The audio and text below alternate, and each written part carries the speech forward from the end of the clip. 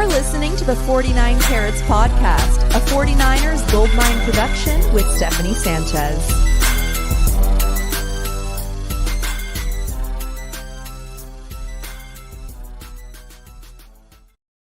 What's going on, everyone? Welcome to another edition of the 49 Carats Podcast. I'm your host, Steph. It is Monday, February 10th, and Weston joining me once again on a Monday. Did anything interesting happen yesterday, this weekend? Not that I'm aware of. Yeah, I don't know. I didn't hear about anything going on, but you know what's crazy is that it was Super Bowl Sunday, and the 49ers still found a way to make it about them.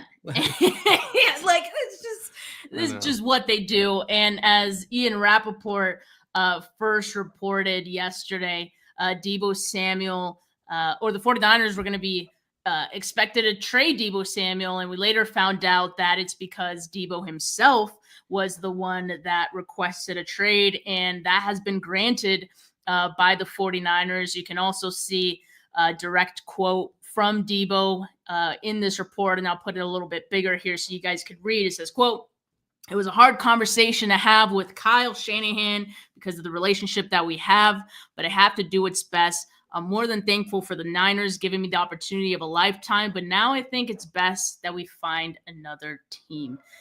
End quote. Weston, what was your initial thought seeing this? Are you surprised by any of this at all? My initial thought was I saw the initial posts about it from Schefter and Rappaport, right? Like saying that the 49ers were going to explore trading. And I don't think that was shocking to anybody. And I was actually a little upset. I was like, here we go. The same talking heads with the same stuff. It's like rinse and repeat with the same names, the same players, like year after year with this team. So I was actually really put off by it in the beginning. And then obviously it came to light that this is coming from Deebo's camp, right? And coming from Deebo directly requesting the trade, not a team saying we are actively exploring trade partners, right? This is more like, hey, we're going to let this player go find trade partners. I'm not shocked, and we'll talk about it throughout the show. I just think initially disappointment, like who doesn't love Deebo Samuel? And as much as we get mad at him, as much as it was a lightning rod for us this year in terms of just like poor play and not living up to the build when we kind of needed him most, when all the other superstars were down. But like Deebo was always a good Niner, right? You can never, I don't care who you are, you'll never forget what 2021 was like when the guy was literally the biggest game changer in the National Football League in the back half of a season and like single-handedly carrying a team on the brink of emerging in a Super Bowl. So like there's disappointment. But I think it's fair to say that at this point, now it's not definitive, but the Deebo Samuel era in San Francisco is 98.5% probably coming to an end. Yeah, I was going to say it's not definitive, but it definitely feels a little more definitive than past times. And this is now like the third time that we've heard Deebo Samuel and trade be in reports, like third consecutive offseason, right? Or something like that. So nothing short of entertaining, I guess, this team has been and with Deebo Samuel. Shout out Cynthia. She said she smashed that like button. Appreciate you. Sidebar. If you haven't liked this video yet, make sure you guys do that. I also have a small announcement at the end of this show, so make sure you guys stick around for that as well. But yeah, as far as Deebo, like I definitely was not surprised by this at all. I think the writing's been on the wall since last offseason. Like I said, there's been so many other times that we've heard Deebo be in like trade conversations, but it felt like last offseason when we heard that the 49ers were shopping him around the draft, I think that felt like, okay, this really might happen. Ultimately, it did not. The 49ers, of course, were overvaluing him at that time and ultimately didn't get the offer that they were hoping for. So, they elected to just keep him. And not just keep him, they restructured his contract, which I think makes this whole thing now a little more complicated, along with the fact that, they extended Brandon Ayuk. And I think, again, like there was writing on the wall for an eventual departure. You just can't allocate that much money to the wide receiver position, and it just isn't sustainable, especially when you have that big quarterback extension looming for Brock Purdy. Then you add on the fact that Deebo had his most disappointing season of his career, despite the opportunities being there. Like I keep mentioning this. I mentioned it on last week's show or last show I did, which is crazy because people in the comments, before we even knew about this, right, we're talking about the possibility of Deebo getting traded. And I kind of mentioned, like, look, even last season with no Ayuk, no McCaffrey, and you think that would mean, you know, Deebo would emerge as a top target as he has for this team in the past. But the impact was far too low relative to the expectations, relative to the opportunity, which Deebo refuses to acknowledge were there, is still to today, and relative to the amount of money he's making. So, no, like the 49ers moving on from Deebo is not surprising. The part that's surprising to me is that it doesn't seem like it was the 49ers' idea. No. And that's kind of alarming to me. I think we've seen that the writing's on the wall. All these things that we're talking about, you know, decreased impact on the field, you know, the contract implications and all that, team building implications. And so I'm a little alarmed by that, but, you know, maybe they were thinking about it and they were waiting for Deebo to maybe request the trade because he's done it before. And maybe this way everyone keeps a little bit of their dignity and ultimately gets what they want in the end. Because Tim K did actually suggest that 49ers, you know, maybe would have asked Deebo for a pay cut, which, you know, obviously absolutely would have made sense given, you know, the season that he had last year and just where they are at financially. And so maybe this is Deebo knowing that and wanting to get ahead of that. But yeah, the timing of this, I think, is interesting because it almost felt like Deebo was putting this out there. Yeah. There's a couple other things that are like disappointing about the scenario. I agree. I don't think, and Steph, I said this at the end of last season when we were talking about it, especially when those couple of games where it felt like Deebo was getting the showcase and, you know, everybody's like, oh, this is audition for trades. And I'm saying, no, I think they're like letting you know that he's staying here and still a focal part of the offense. And I firmly believe that the 49ers, when I say the 49ers, I'll err on like the Kyle Shanahan, John Lynch portion of the 49ers. Still believe in Deebo. I mean, we all know how Kyle feels about him. We know that's Kyle's guy. We understand that. But here's where I'm disappointed. And I'm disappointed in Deebo Samuel in this particular instance. This guy was the team captain. You know what I mean? And you mentioned everything you just said about not living up to the build in terms of what the contract was. You know, citing that he's not being used enough, right? When the numbers would show differently, right? I think there was times we all agreed that his usage felt even forced just to keep him involved in the offense and keep him in the wrinkle because he was Kyle's guy. If I'm being real here, he quit. He quit being a San Francisco 49er.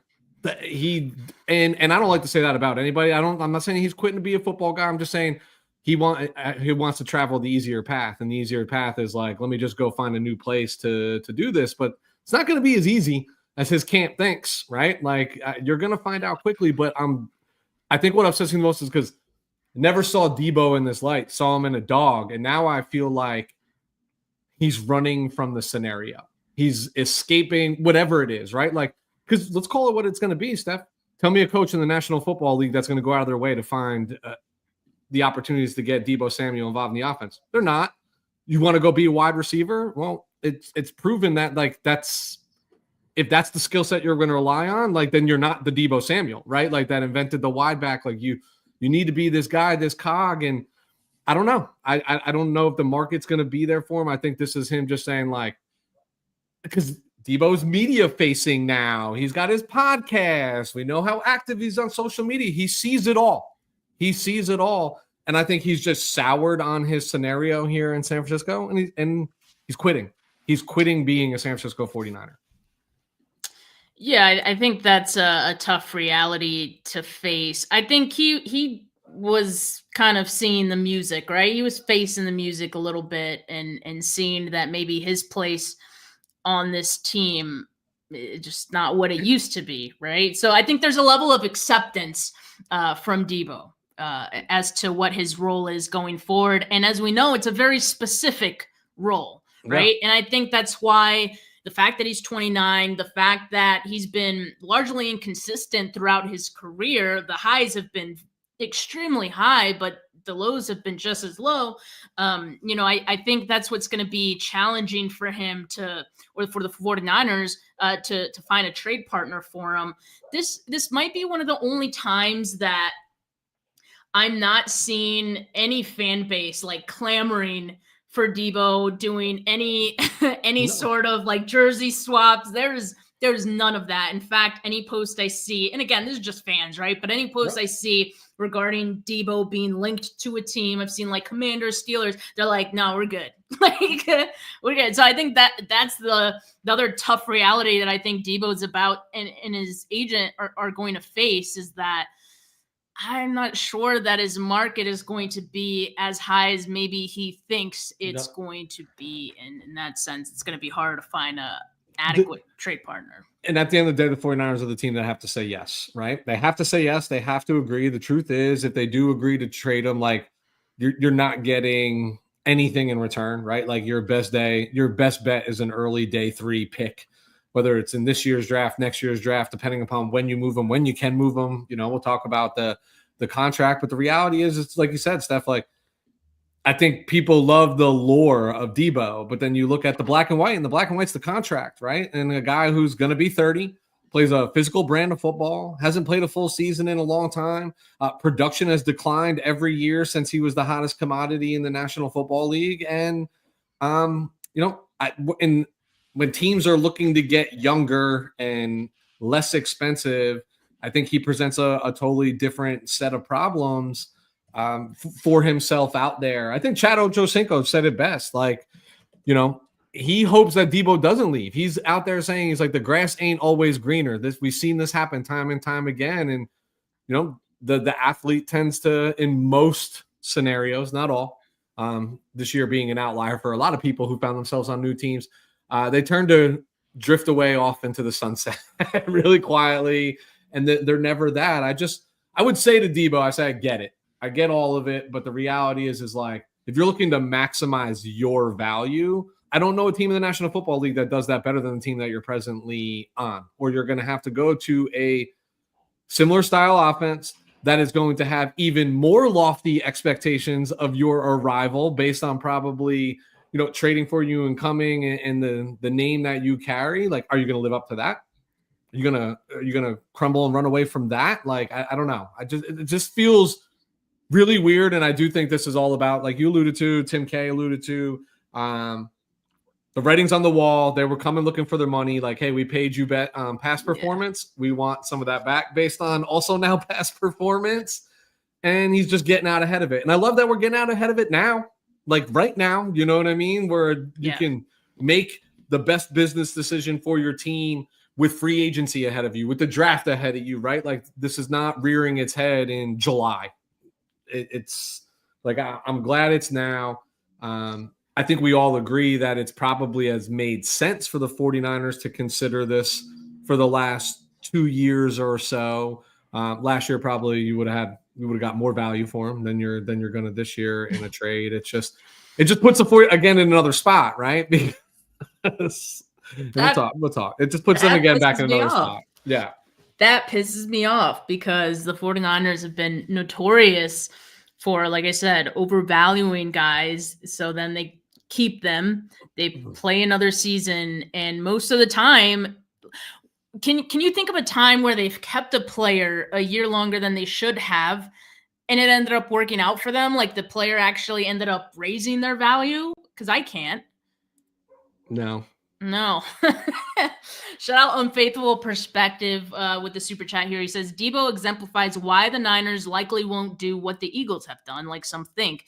Niners haven't drafted well enough and cannot let go of what is old at the right time. I think bringing up the Eagles, I think is relevant considering, they just won the Super Bowl And their turnaround compared to last year is crazy. Like, I think every 49er fan is looking at what the Eagles did in one off season to turn their entire franchise back around and back in the dance and to win it as, something that 49ers should strive for, right? I also bring up the Rams quite often in that as well. And in my last show, I talked about the Rams too, and how, the Rams told Cooper Kupp, we're going to look for a trade partner for you. Like, we're going to trade you.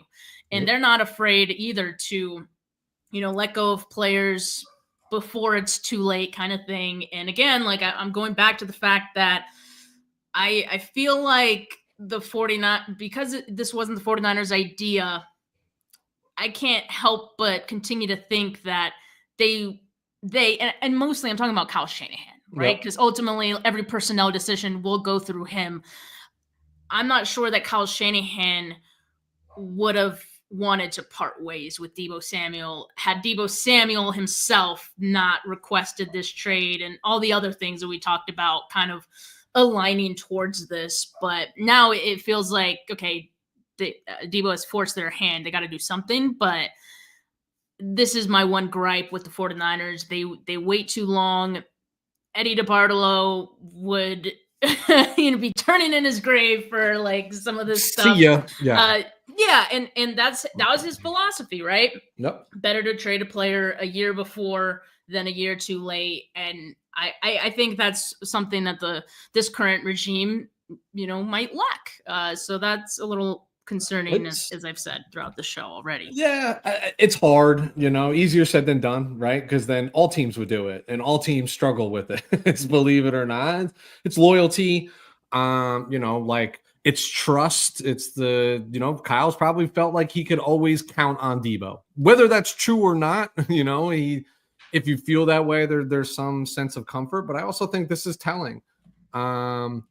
The converse, they will move on from Deebo. I'm confident in that. I don't really see a scenario where he sticks around because I just don't think he wants to be here. So why would he be here at the end of the day? But I think the conversations will be happening behind the scenes between Kyle, John, Parag, Jed, etc.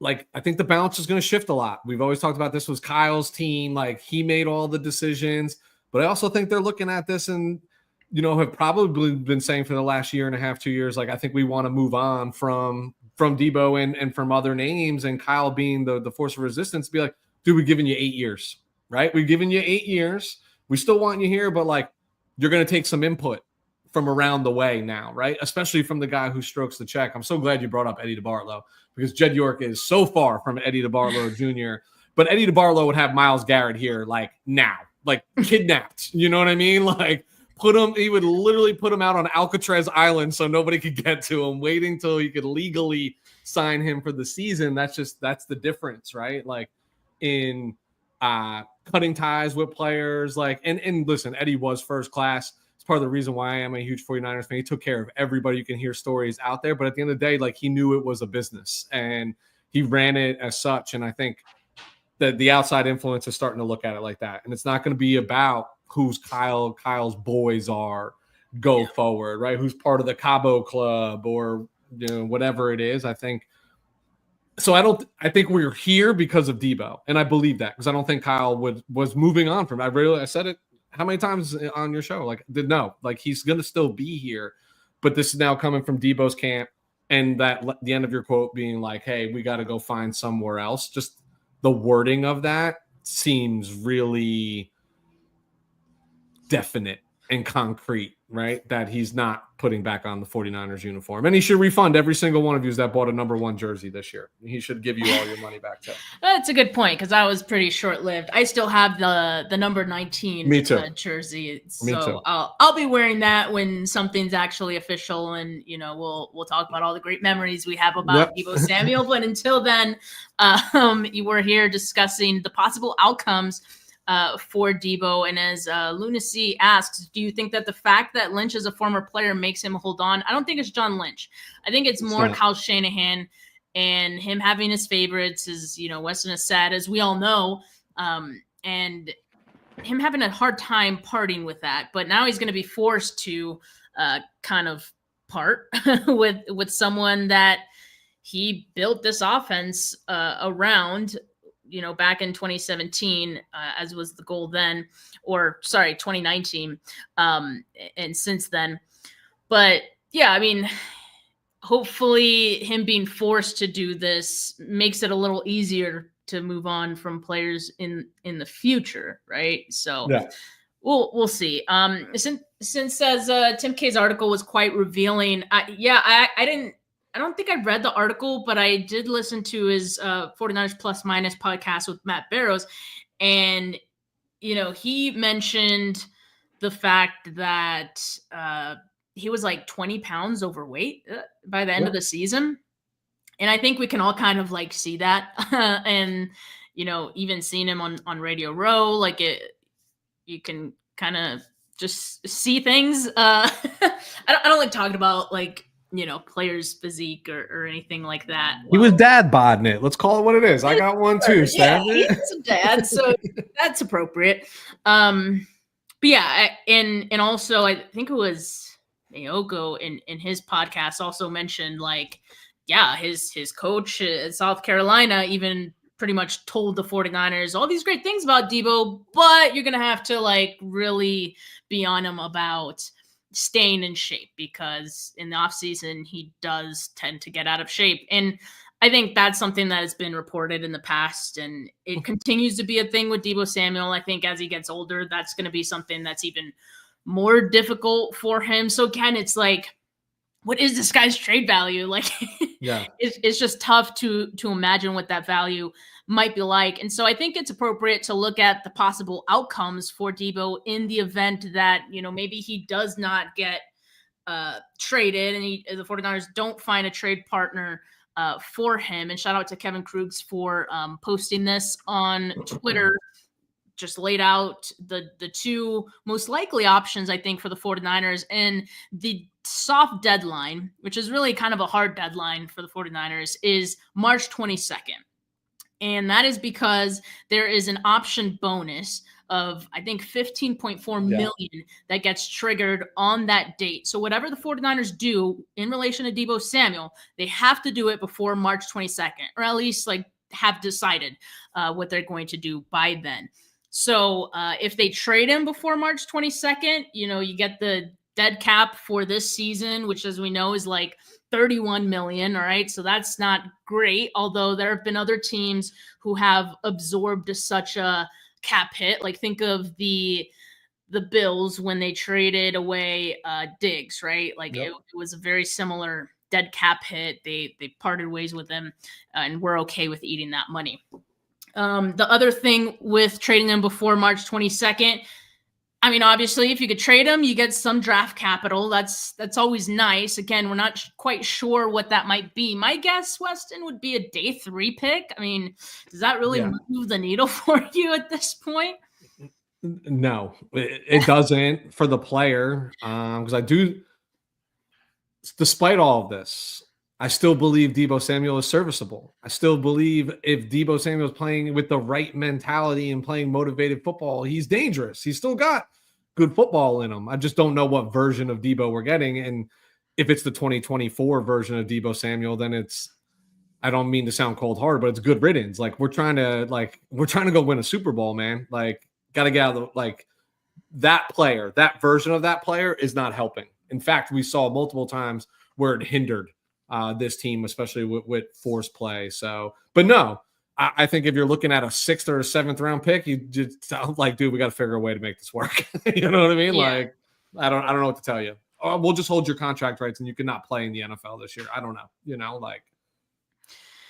Yeah, so trading him, I think we know is going to be tough. So the other option is releasing him. And again, that would have to be before March 22nd. So if they release him before March 22nd, they could spread the dead cap over 2 seasons. If I'm not mistaken, some of these draft people cap people have said it'll drop it down to like 10.5 million or something like that. And because it'll be spread out. And then I think if you could spread it out, that's obviously more. The 49ers would like to do that more because it's like a payment plan, and the cap rises every year. So that's usually how the 49ers like to pay for things anyway. The only knock on that option is that, of course, you don't get the trade compensation, but you just it's a little more convenient from the cap standpoint. So those are really the two options. And like I said, the 49ers and Deebo might not have much of a choice but to go the release route if you can't find an adequate trade partner, right? So we'll see if there really is a market for Deebo. Sin here seems to believe that, Deebo going public with this does tank his trade value. What do you think Deebo wants out of this? Like, do you think he cares whether it's a trade or release, or do you just think he wants to just go to another team and however he gets there, he does not care? Yeah. And Sin's 100% right. She usually is. Sin knows ball. So read her comments. She knows what's going on. She knows ball. But I would say this is about him being gone, and he doesn't care in what capacity it is, right? He's putting the player first. I get it, right? Like his scenario.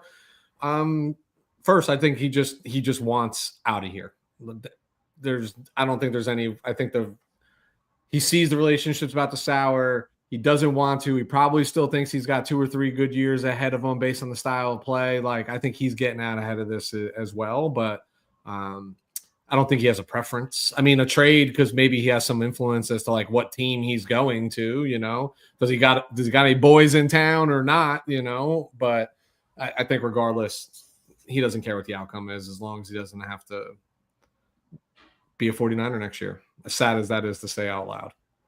Yeah, but it always comes that time where you do have to let go of certain players. Yep. And if you wait too long, you do run the risk of the player wanting to be the one to depart, and then you're kind of left not scrambling, but you have to find a solution around that as well. This situation does kind of remind me of Eric Armstead, and 49er media said it earlier, so I started this comment. Said Deebo is the Eric Armstead this year.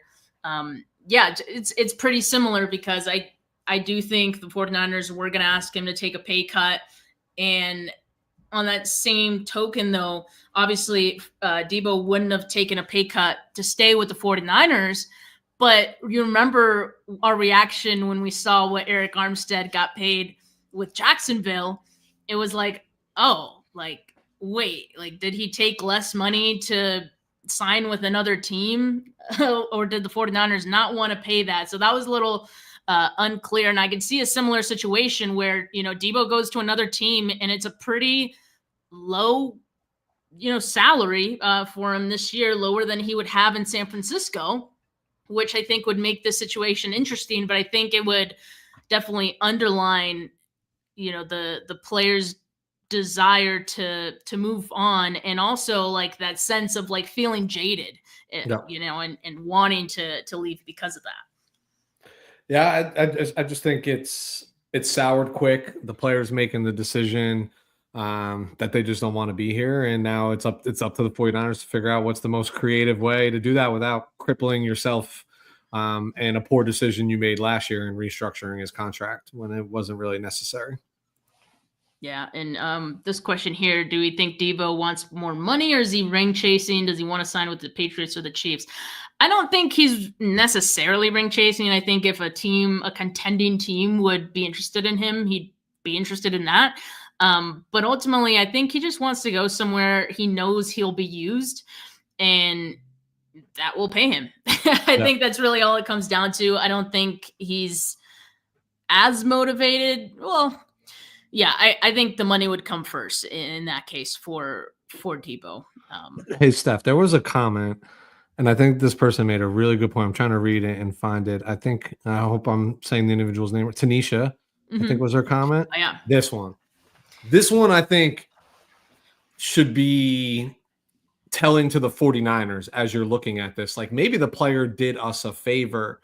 I agree some extent with the locker room, etc.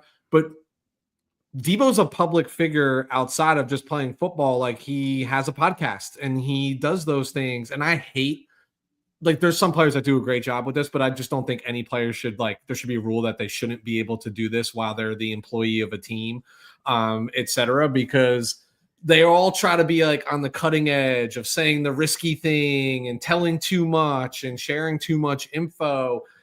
Imagine, and we already know Deebo is not tight-lipped, right? Like he'll say what he's thinking, he'll say what he's feeling. He's done it many times. Like, what if he stayed here and it wasn't a good season and had to take a pay cut? And he's talking about this literally week after week on a podcast. That's a bad look for your football team. You know what I mean? Forget what it does for the player. That player's already checked out if they're going that route. But that's just a bad look for your football team. So again, one of those instances where I believe this is real and something I'm not big on, like, oh, they're going to upset the locker room. Like, these are paid professionals, but he does have that charisma. He does have that sway. And he's got the forum outside of, just being a football player. So I think this is something that they should be eyes wide open and say, okay, maybe it's advantageous of us to get out ahead of this too. Yeah. And for the audio listeners, the comment reads, Deebo will be toxic to the locker room if we don't move on from him this season. He already is taken on that I don't care demeanor, and we know he has a diva attitude when he can't get his way. So yeah, I mean, to Tanisha's point, to Weston's point, I agree. I mean, he does use his voice as we know, and the 49ers, I think, are keen to that, and they are very much careful as to the perception of themselves in the media. So I don't think they would want to ruffle up any feathers in this situation either. So yeah, that just makes it make more sense for the 49ers at this time. Now, I know some of you have questions, and we'll circle back if we have time. I do want to talk about how this Deebo Samuel trade or release could impact the 49ers plans. And remember, like, the 49ers maybe didn't have this in their cards when the offseason ended, although the report was that Deebo Samuel let them know in his exit interview. So after every season, every player, even coaches, have an exit interview, with I believe it's Kyle and maybe John Lynch, some of those front office guys. And that's when Deebo let them know that he would like to be traded and moved on. So I think that's interesting too. Again, the timing, why we're hearing about it like months later. But it's something that wasn't necessarily in the 49ers plans, maybe before, but now they do kind of have to fit this in. And so how might this change the 49ers offseason plans when it comes to free agency or the draft? By the way, 1 month from today is when the new league year opens and free agency negotiations can begin. So that'll spice things up a little bit for the 49ers and certainly for us to hear like who the 49ers are interested in. Weston, some of the names that have already been thrown out there, like T. Higgins has been a rumored name linked to the 49ers, right? And then, Devontae Adams, there was a report on him just this past, weekend that he's interested on getting back to the West Coast, right? And that certainly puts the 49ers into play for him. And so there's a lot of question marks for the 49ers wide receiver core. You have Brandon Ayuk coming off an ACL in a little bit more, and you don't know what shape he's going to be coming into. So if you don't have Deebo Samuel, you pretty much just have Pearsall, you have Jennings, which we feel good about, right? Like we're optimistic about that. But obviously you still need another guy. Yeah. You're more optimistic if Christian McCaffrey looks good. That's about what that looks like. But it becomes a problem now. I think on paper you felt pretty good about, okay, we could bide our time a little bit, make sure Ayuk is right before he comes back, and let's not force the issue. You'll get Deebo coming out of camp, who's probably going to be in better shape than Deebo at the end of the season. You got Pearsall, third and Jawan, right? You felt much better about that room, and now it's going to take a big hit. And I think you got to reprioritize things, right? I in my brain, I'm still prioritizing the defense, especially after what I witnessed last night in watching the Super Bowl. That's got to be priority one. But I think we were talking about how Kyle needs to get back in his bag, and this needs to be a 30-point a game offense again. And I think that symbolizes we need a wide receiver. If I could just give my 2 cents on the opinion. While I think right here and now that T. Higgins is a better option than a Davante Adams, because you're thinking T. Higgins still young, a lot of production. Let's also keep in mind the offense he was playing in, who his quarterback was, who was garnishing targets and double teams away from him. I don't know if T. Higgins is going to have that same production as a number one, because that's what he would walk into as the San Francisco 49ers, and you're going to have to pay him a boatload of money. And they just did that with Ayuk. And I think part of this is about shedding money and reprioritizing the position a little bit. For those reasons, I get more excited about the Davante Adams. And I'll tell you why. I think Brock would benefit tremendously from a guy who is literally can write the book on getting open as a wide receiver. When the whole world knows the ball's going to him on third down, he still converted those third down, right? Like, he just was that guy. I think there's a huge benefit, and he comes at especially if the guy's just trying to make his way home, and you can lure him in with like, hey, one more chance, go get a ring, sort of thing. I think Davante Adams becomes a really appealing option that cures all the woes, buys you the time until Ayuk comes back full steam, not going to have to break the bank. And for someone like T. Higgins, you break the bank, that might make some of these other gaps that you need to fill that you might have prioritized in free agency less plausible, right? And then I just get nervous because it's San Francisco 49ers, and now there's just one more option for number 11 overall in the draft that I don't want to see happen. Like, I know they won't botch this. There's not a wide receiver I think they would interest them at 11 overall, but it just like puts that doubt in the back of your mind, because nobody had Ricky Pearsall on their bingo card, right, for the 49ers in round one last year. It's true. They never cease to shock us. But see, my speculation of that Pearsall pick at the time was exactly kind of what's happening, which is, sure. We know Deebo Samuel is on borrowed time on this team. So that's why you pick a wide receiver in the first round. But again, with, the uncertainty of Brandon Ayuk, I think both of those things combined, you have to shore up the wide receiver room. But you can't spend too much money. So T. Higgins, for that reason, I think would be out for the 49ers. But then again, I think the 49ers are going to be aggressive. I'm sure they're going to make some calls and see if they can get in on that. Yep. But ultimately, I just don't see how they can get them under a big extension. Again, you're just going to be putting yourself in the same dilemma that you're in now. You can't allocate that much money to wide receivers. Davante Adams is a little more intriguing, back end of his career, but still very much impactful. I agree. He's the kind of receiver you say, F it, he's out there somewhere and he will come down with it, right? Like, that's just the kind of receiver he is. That's a perfect type of receiver to pair with Brock Purdy, which I think why Brandon Ayuk had so much success with Brock, and they had such a great chemistry, right? So, yeah, I could see that. Of course, there are other West Coast teams that need receivers and would make a ton of sense as well, but I guess I wouldn't be mad at that. I think the likely scenario is that they go with a wide receiver, free agent wide receiver, in maybe like the second tier, and then maybe draft a wide receiver as well, because you always draft receivers. You need like a room of 5+ receivers, on your 53. So yeah, you're definitely going to draft another. But we'll see. The question is, how high do they want to draft a receiver? Don't think it will happen in the first round, but this is an interesting topic, Weston, that one of the listeners, Nick Eller, who's in the chat, he kind of pointed out to me that Matt Mayoko has been mentioning Tyler Warren as an option for the 49ers at 11. And so he brought it up to me and I was like, oh, okay, whatever. Like, maybe, Matt Mayoko has a draft crush on Tyler Warren. Like, that's fine. But he's now mentioned it like 3 times, like, that I've noticed, and like since Nick has pointed it out, and I'm just like, and he mentioned it again. I listened to a podcast today of him talking about the whole Deebo situation, and he mentions Tyler Warren in that one again. So that'd be the 3rd time.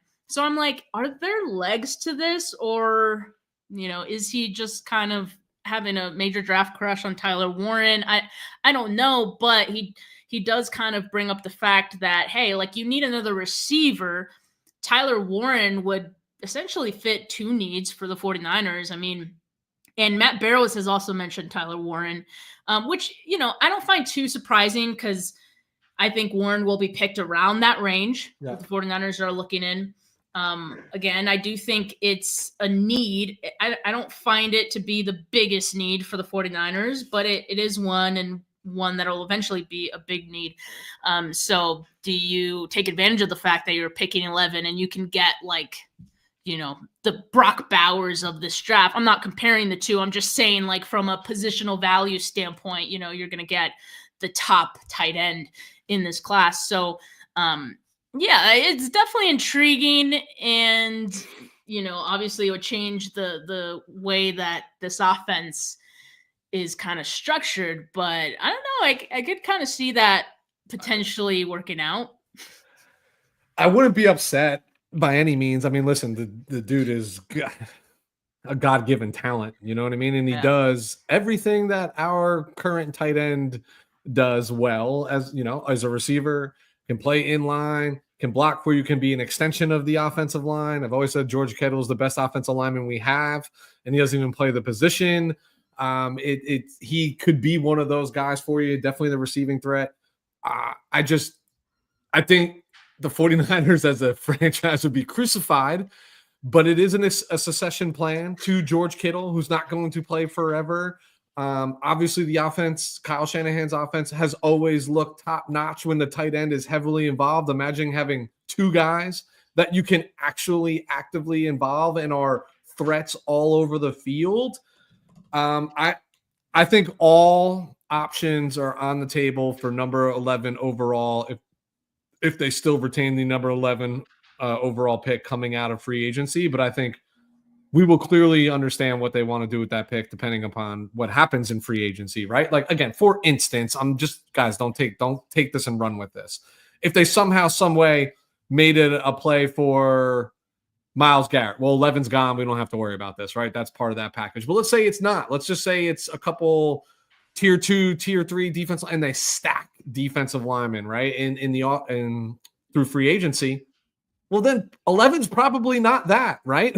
11's probably open to something else in their mind. So I think free agency is going to be really telling. But I'm not opposed to Warren, even a little bit, because this is still an offense.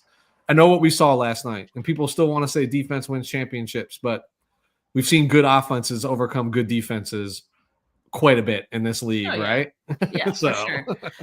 For sure. And, you know, I think there's a world where the 49ers could address both, you know, in one off season. And so if they went the Tyler Warren route in the first round of this year's draft, obviously you'd have to put a little extra effort in free agency and later in the draft to shore up, you know, the defensive line.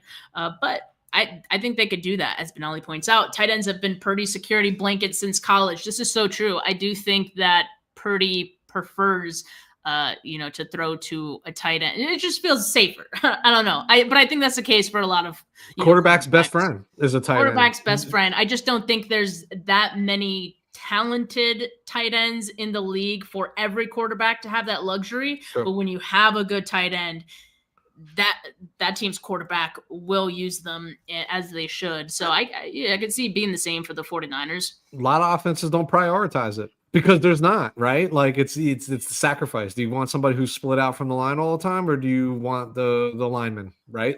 Like pick your poison, you know? So it's an undervalued position, but forever. Go back through all the greats. They all had great tight ends. They all played with great tight ends. All the great quarterbacks. John Elway, Shannon Sharp, Peyton Manning, Dallas Clark, right? Tom Brady, Ron Gronkowski, Aaron Hernandez. I mean, we can say what you want about him. The dude was sensationally talented. He was a dude. Yeah, you know. He's a dog. The Montana and Young, right? Brent Jones, like Troy Aikman, Jay Novacek, like you could the list goes on and on down the line. When you mention the greatest quarterbacks that have played this game, they've all had one thing in common: a really good tight end that was involved in the offense. Yeah, that's definitely true. I still I've been saying it over and over. I still think pick 11 is going to be defense. You can't sway me from that right now. But if this better be, it better be, right? Yeah. But Weston, if this talk continues from the mats of the beat reporting world, I am gonna have to like listen a little bit harder. I already am like, that's interesting. And Nick, thanks again for pointing that out. But I'm intrigued. Here's why you should listen. And this is not most fans, even the most knowledgeable, they look at your team, you look at the need, and you're like, that's the biggest need. We're going to address that in the first round because that gives us the best opportunity for the best player at that position. But teams don't look at it that way. They look at it like, who is the best player for my football team as I am picking right now, right? And like, that could be Warren if they're picking at 11. That could be Warren if they slide. There's going to be so many options. So like, don't discredit it. Don't discredit it. It is always best player available. And then when you get on day 3, it's best player available at the position of need, right? Even though I don't have a lot of homework done on them, like, okay, it's round 6. I should probably take an offensive lineman. We haven't really invested in that yet. Who's the best offensive lineman on our board? Take them. You know what I mean? Like, but BPA always, it's always best player available. You can never have too many good players. I don't care if they all play the same position. You can never have too many good football players. Yeah, the 49ers definitely could use some good football players, especially via the draft, because there's been some misses. But sure. Brock Purdy is not one of them. And speaking of Brock, Josh Dubois of Associated Press said he spoke with Jed York, and Jed said that he saw Brock Purdy's agent this week, and quote, "I know we want Brock here for a long, long time, and I believe we will make that work." There was also a report from Diana Rossini over the weekend that said the 49ers want to get this done soon. So there's obviously, as we expected, as we know, there's going to be urgency with Brock Purdy's contract. And I think it'd be nice if they can get this done before, free agency, really gets going. Certainly before the draft would be nice. You need some of your chips to start falling so you get a better idea of what you need to focus on for the draft. And again, that will make pick 11 a little bit clearer as we get closer. But obviously, it just feels like there's some positive news around that. So that's good, right? We need some positivity around here. Yeah. I appreciate the owner canter of we want him, but where have we heard that before? I, like you, Steph, would love to see this get done immediately. Not optimistic, just based on history of negotiating with superstars. But hopefully they have learned the lesson here that the longer the wait, it actually costs you more money. So if you're worried about overpaying this individual, there will be other quarterbacks. A Josh Allen is probably going to get a restructured deal. You know what I mean? Like, and then they just compare to one another. The cost of doing business goes up when you drag your feet. So, Jed York, if Brock is a priority to be here for a long time, then just go get it done. Don't split hairs over $1 million or $2 million a year, because that's going to look like a freaking bargain by the time August rolls around. Get it done. And then you're right, Steph. You can't make decisions unless your chips are in place. You know what I mean? Yeah. Can't decide how much to bet if you don't know how much you have. It's that simple. Like, gotta get these things done, and then you can tinker with the Warner and the Kittle shit, in June and July, because there's confidence on both sides. Something will get done. Everybody will be happy, and you'll free up the money. But, like, the big pieces need to get sorted out ASAP, is my opinion. Yeah, I think so too. And obviously there's no bigger piece than Brock Purdy and his contract this offseason. So yeah, we'll be here to talk about it when that happens. One last, just small announcement to make before we head on out of here.